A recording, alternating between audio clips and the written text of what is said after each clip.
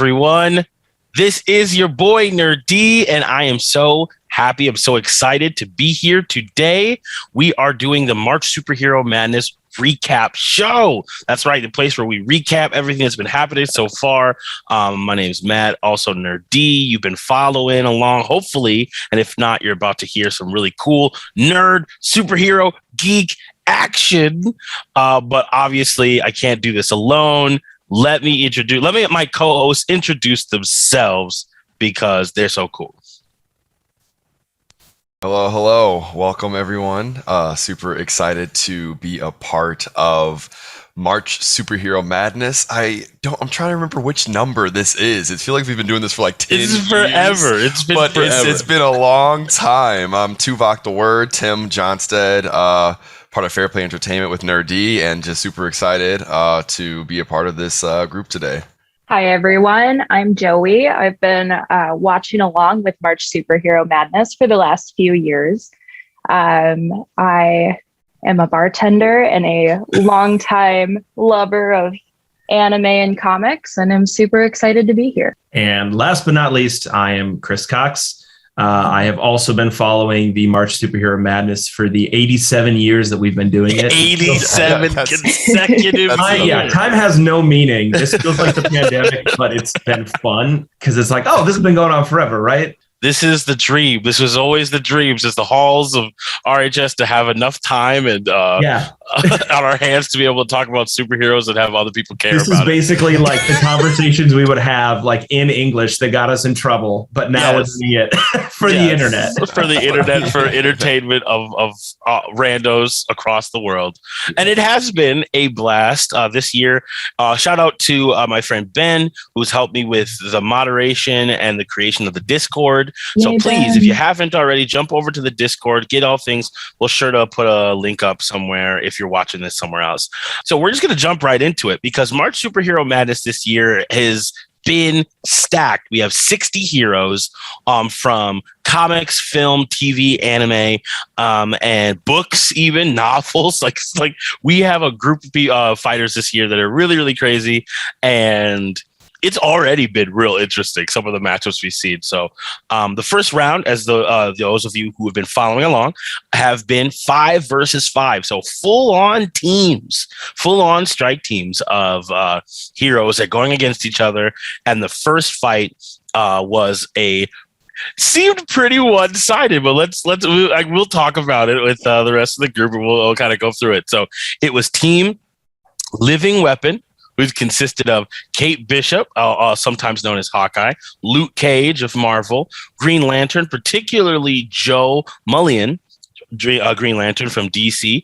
We have Ezra, Scarlet for the anime FairyTail, and then Lion-O from Thundercats. Now, Team Living Weapon were facing off against the team KnightsOut, which consisted of Moon Knight from Marvel, Kid Flash, specifically Wallace West from DC. We had Spider-Man, Miles Morales from Marvel, Green Arrow, Oliver Queen from DC, and then also Black Lightning from DC. Before we say who won, even though we all know who won, let's talk about it. Thoughts on the teams? It was stacked. Just right out the gate, it's like, okay, we're making some hard choices here. Yeah. There's so many good ones on both sides. Like you have Luke Cage, who super high power level. You have a Green Lantern, in my mind, should always basically be like in the top 3 of who's going to win, because again, you're only limited by your creativity in that. Yeah. So they can be a little OP. And you have Lion-O, who's kind of the dark horse through all of this, and a little bit of magic involved and all that. But then again, you have Moon Knight, who has so many personalities that he just he cannot be. You can't put him in a box. Yeah, that's a hard one to plan for. Yeah, and then Kid Flash, any speedster is also kind of OP and should be basically in your top 3 of who could win the whole thing. And then when you think about out of all of the Flash family, specifically, like Wally West is, arguably the best Flash. Well, now remember, this is Wallace West, not Wally West. Wallace West is a different Flash. But still, like because of like the legacy, right? Mhm. And because he, with this particular Kid Flash, yeah, you're right. I was a little bit confused there, but with this particular Kid Flash, he kind of always has that perspective of wanting to prove himself, and I think people underestimate that desire, and people sort of underestimate that mentality and how much you can overcome when that's your mindset. So when you're young and hungry. Yeah. Young and hungry. And some of these other people have been, if we're like, they already have the established canon, so they've been doing this for a while. Who knows how jaded they are by the world. Youth has that level of energy that is sometimes just unmatched. And then very real for me too, like thinking about Green Arrow, like when you think like Archer versus Archer, so like Green Arrow versus Kate Bishop. I just feel like Green Arrow is one of like sometimes people like they're legends for a reason, and some of the best to ever do it, and it's sort of like a let me show, and kind of the other way, let me show these young folks how it's done type of mentality. Now, Joey, you come from a more anime background than I think any of us do, really. Yeah. And did you watch FairyTail? Were you a I have not watched FairyTail. A lot of my time has gone into One Piece in the last few years. I'm like very excited for some of those characters to kind of come into fruition more in the next couple years. But this first fight was like one of the hardest for me to wrap my mind around. When I see a year of prep and yes, a lot of lightning in a jungle too. Like that's let's talk about that. So the battle itself took place. The battle location was in a jungle. The battle time was at night, and Team Living Weapon had 0 prep time. So they were teleported in, be told that these are the people you're fighting, and this is where they're from, like what Earth or what their general concept is from. However, Team KnightsOut got that information a year ahead of time and had time to prep for this fight. And the battle was a capture fight. So it was for the first team to capture or incapacitate the other. Really does put a slant on this fight. At least that's what it's looked like in the comments. Yeah. It's interesting to note you have Green Arrow, who, depending on which version of canon, it's like he was on an island for years. So a little bit of PTSD flavoring the fact that he is like a prepper and he has every gadget arrow and all that. And then again, you factor in Moon Knight, who this is night and the moon is out. So it's like everything is in his favor in that too. I like Moon Knight. One of the things people don't talk about Moon Knight a lot, and I'm excited for the show, the Marvel show for Moon Knight's coming out. And in the comics, there's always talk about like how Moon Knight could be more stealthy.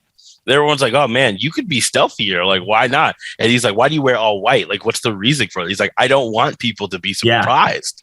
I want them to be scared. Like, I don't want them to think like I come out of nowhere. I want them to see that I'm coming for them, and I want them to be scared. Like, that's so that mentality is so different than so many other like street level, nighttime heroes. I mean, like Luke Cage doesn't run from people. Like, he shows up in whatever he's wearing that day. Well, and it's interesting that you mentioned that aspect of Moon Knight, because you can also attribute that characteristic to Black Lightning in a way, specifically when you think about what version of Black Lightning that we're looking at. But he has some of those elements of, I'm just going to be terrifying to you, and I am using all of the energy.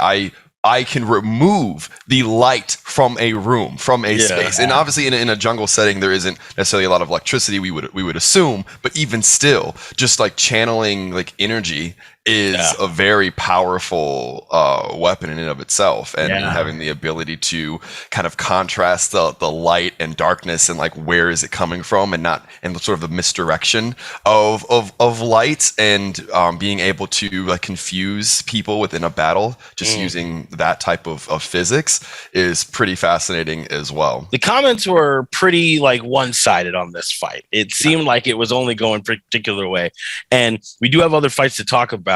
However, I would, before we say who won, I think I'd be remiss, since we don't have a lot of FairyTail fans like it just in the chat specifically, Ezra Scarlet.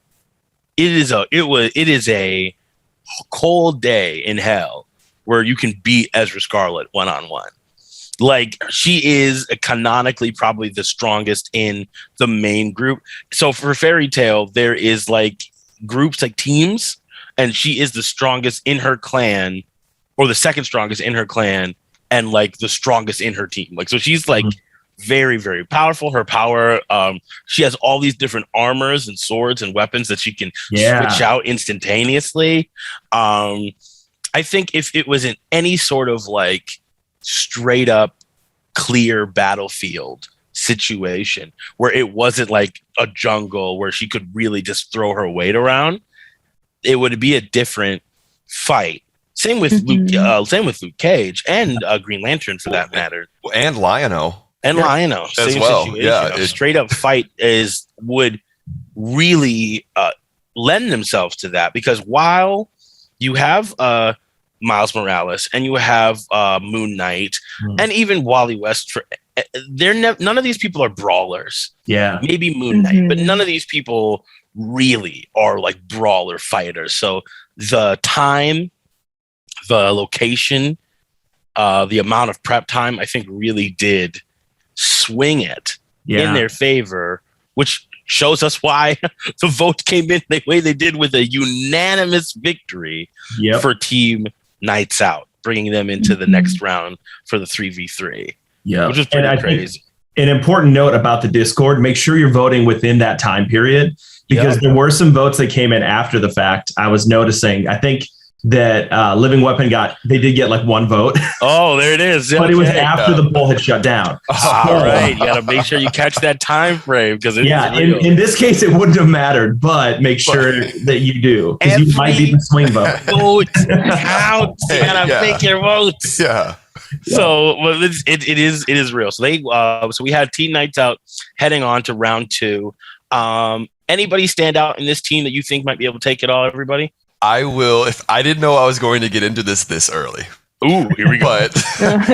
But I started a very short rant on the Discord about Luke Cage and how underestimated this man is and how unjust it was.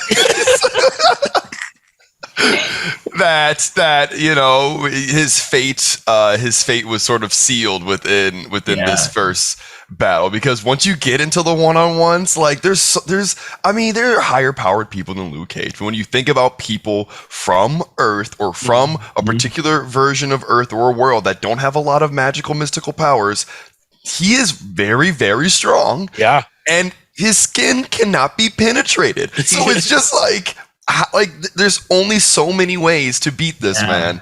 But that's all I'll say for now. I know that's not even answering your question. That's not answering my question. But I would have been remiss. I would have been remiss if I didn't say that. It is my civic duty to point out Luke Cage. Luke Cage got. Oh, okay. He should. Yeah. We can maybe we'll see Luke Cage come back out into Losers Bowl, because remember we do have the Losers Bowl to bring somebody back into the fold. But Joey, do you see anybody on Team Knights Out that you think could take this competition? More like well-rounded vibes. There's a few like specialists, but I just think there's just some really, really stiff competition on those other teams. I think every year I watch on as like Superman's team is pitted against all of my favorite people, and then they're just out, and then I'm like, all right. Yeah. Yes, one hero could really you could lose your whole roster at once. Yeah, so in my head I'm just like, can they individually beat Superman? Yeah. I don't know. Superman's is his favorite to win. Okay, and I see you. And I don't land on that. Like, there's so much other stuff that goes into it, and anything can happen. But that is like one example of a handful of like kind of overpowered people that make it through these rounds. Chris, do you see a winner in here? I think maybe 2. I think Wallace West I'm always going to put a speedster in my back pocket for who can take it down, because they're hard to kill. They're hard to catch. They're hard to kill. They're hard to so catch. fast. It is the dodgeball principle of you don't necessarily have to hit anybody. You just have to not get hit.